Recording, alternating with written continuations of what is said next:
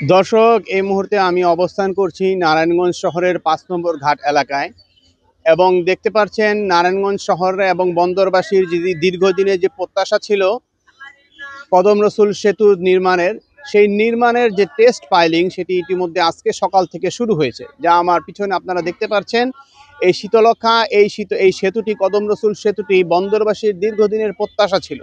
সেই প্রত্যাশা থেকে ১৯৯১ সালে এই প্রকল্পটির একটি আলোচনা শুরু হয়, নির্বাচনী ইশতেহার আসে, কিন্তু পরবর্তীতে বিভিন্ন সরকার ক্ষমতায় আসলেও সেটি আলোর মুখ দেখেনি ও ২০০১ সালে আবারও এই সেতু নির্মাণের প্রকল্প হাতে নেওয়া হয় এবং ২০০৬ সালে নারায়ণগঞ্জ শহরের নবীগঞ্জ ঘাট এলাকা দিয়ে এই সেতুর একটি ভিত্তিপ্রস্তর স্থাপন হয় ২০০৬ সালের ৮ই অক্টোবরে।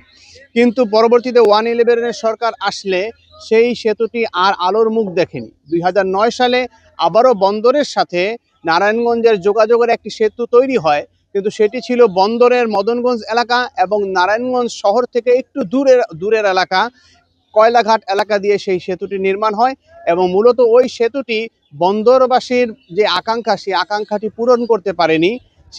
সেই সেতুটি বিশেষভাবে নারায়ণগঞ্জের পদ্মা সেতু দিয়ে যে আগত যে গাড়িগুলি আছে, সেই গাড়িগুলোর সাথে ঢাকা চট্টগ্রাম মহাসড়কের একটি সংযোগ সেতুর মতো ব্যবহৃত হচ্ছে।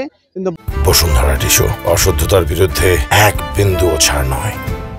বন্দরবাসী দীর্ঘদিন ধরে খেয়া ঘাট পারাপার হচ্ছে, ঝুঁকি নিয়ে নৌকা পারাপার হয়ে, ট্রলার পারাপার হয়ে শহরের সাথে সংযোগ স্থাপন করছে। তো তাই ২০১৭ সালে নারায়ণগঞ্জ সিটি কর্পোরেশন কদম রসুল সেতুটি নির্মাণ করার জন্য আবার উদ্যোগ নেয় এবং ২০১৮ সালে একনেকে এই প্রকল্পটি পাশ হয়। কিন্তু পরবর্তীতে ভূমি অধিগ্রহণ এবং বিভিন্ন জটিলতার কারণে সেই প্রকল্পটি আর আলোর মুখ দেখেনি।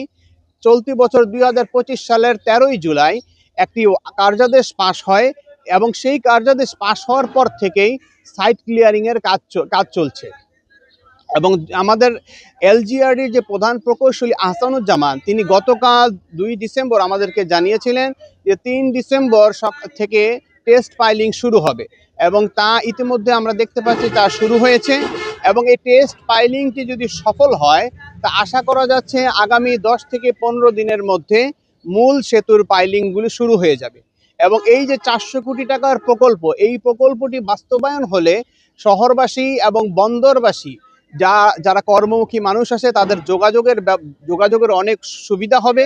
দীর্ঘদিন ধরে তারা যে ঝুঁকি নিয়ে এই নদীটি পারাপার হচ্ছিলেন, সেই ঝুঁকি দিকে তারা বেঁচে যাবেন।